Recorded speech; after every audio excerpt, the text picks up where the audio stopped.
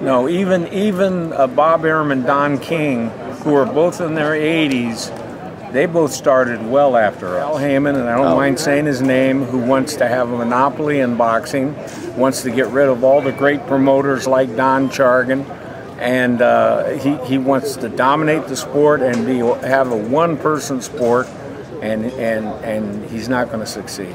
There's no stopping either of you. No, well, we don't want to stop, but the alternative is not good. No, that old expression, that grisly expression about dying in the saddle, I think that's our intention, is that hopefully we can go on and on and on and on, and then maybe the evening that we do our final show, we can pass away silently into the night. Heyman is #1, according to everyone, in terms of influence in the boxing world. How can that be? Well, because he's paying more than anybody. He's, you know, so the story goes, the hedge funds have given him up to $400 million to spend in boxing, which I understand that he's doing it at a pretty good clip, but he's not getting the ratings, and that's the most important thing. The fights have to be good. I don't care how much money you've got, how good of a promoter that. The fight fan is the boss. And if you put a show on and they don't want to come, and you're not getting ratings, that's it. Well, the last 3 shows on free TV have had declining numbers, and that trend seems like it's going to continue.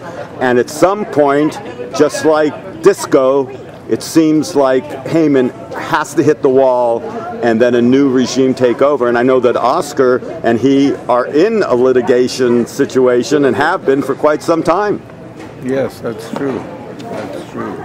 And it's a battle that guys like us, Oscar is fighting it, Don is fighting it, I in my small way, I'm fighting it, and we'll win this battle because he's losing money, or he's losing hedge fund money at a record pace, millions upon millions upon millions. And I don't care if they have 400 million or 600 billion, those guys get tired of losing money. Don and I have both worked over the last 50, 60 years with every big name fighter that you can name. In one way or another, we've worked with them.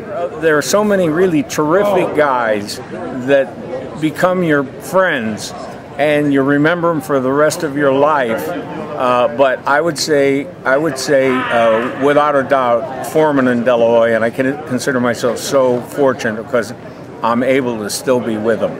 Now, Don. Well, De La Hoya certainly is one of mine, and I really admire George. But the greatest fighter that I've seen, and I got to be very close with him, was Sugar Ray Robinson. Yeah, me too. I mean, he was just, there was nothing he couldn't do.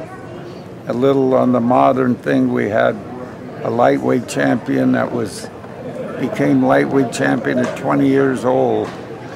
Didn't last too long because he was a real playboy, was Mondo Ramos. Then there's so many more, Bobby Chacon, Danny Lopez. These were not only good fighters, they were attractions. I put Danny against Bobby, Danny Lopez and Bobby Chacon, when they were babies.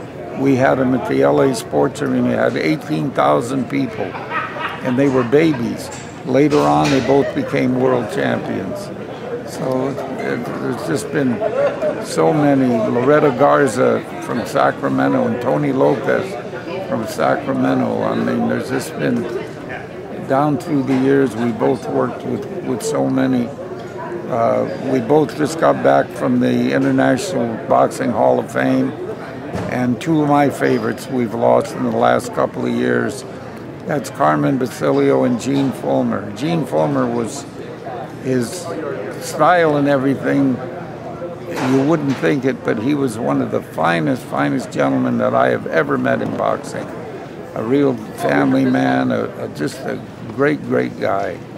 And I'm certainly going to miss Gene. Well, I got to tell you, you guys also fit into that category of being all-time greats, and Don in particular. I can't even begin to tell you what you have meant to the boxing industry.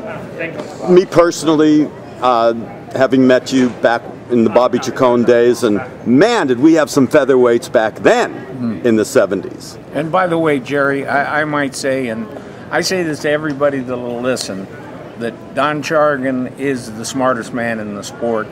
All those years of experience haven't gone to waste. He knows more about boxing than anybody in the world, and you see that every time, every day.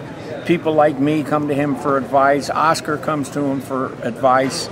Everybody comes to Don for advice, and it's like having, you know, a sage able to impart his wisdom on you. And he is the smartest man in boxing. And the most unassuming as well. I mean, there's no ego here. It's all about the product and the production, and just continuing to do what you've done since 1951, the year you started to promote, which would be 63 years ago.